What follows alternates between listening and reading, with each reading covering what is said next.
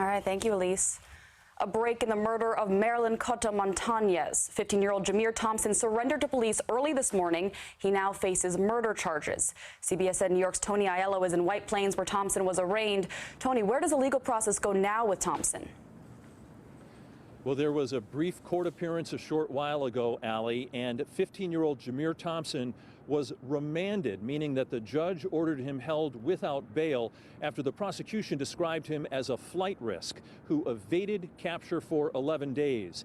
We learned in court that Yonkers police worked with the FBI and sent investigators to Connecticut, Florida, Pennsylvania, and North Carolina trying to locate Jamir Thompson until his surprise surrender overnight. The young suspect left the YPD Youth Division 8 hours after his early morning surrender. Who are you aiming for, Jamir? Jamir Thompson, evading police for 8 days after he was named as the gunman who shot and killed 18-year-old Marilyn Montañez.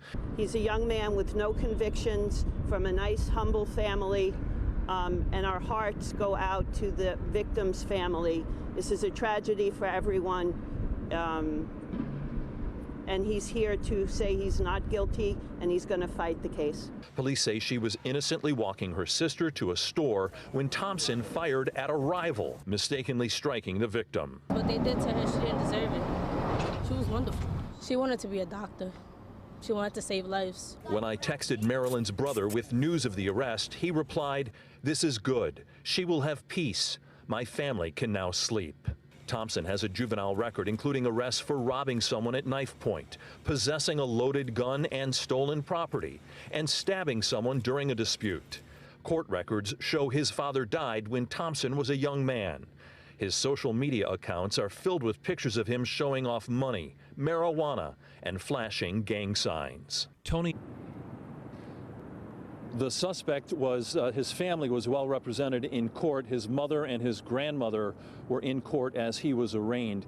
The prosecution said that the suspect's mother was, quote, obstructionist. The prosecutor says Dominique Singleton told police she knew where her son was while they were looking for him. She had spent time with him, but that she would not help them locate him. Yonkers police have said they would charge with a felony anyone who helped Jamir Thompson evade capture, so we're waiting for more information on that front. Live in White Plains, Tony Aiello, CBSN New York.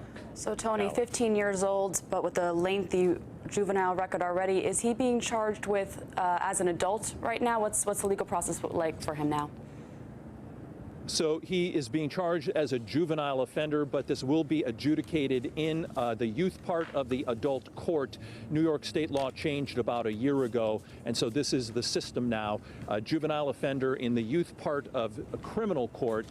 He will, as a juvenile offender, if convicted of the second-degree murder, face a maximum of 7.5 years to life in prison, meaning that he would be eligible for release, for seeking relief after 7.5 years, but depending on how this case works out, he could spend many more years in prison. This case now goes to a grand jury for indictment, and the lawyer for Jamir Thompson indicated she wants him to testify to the grand jury. Allie.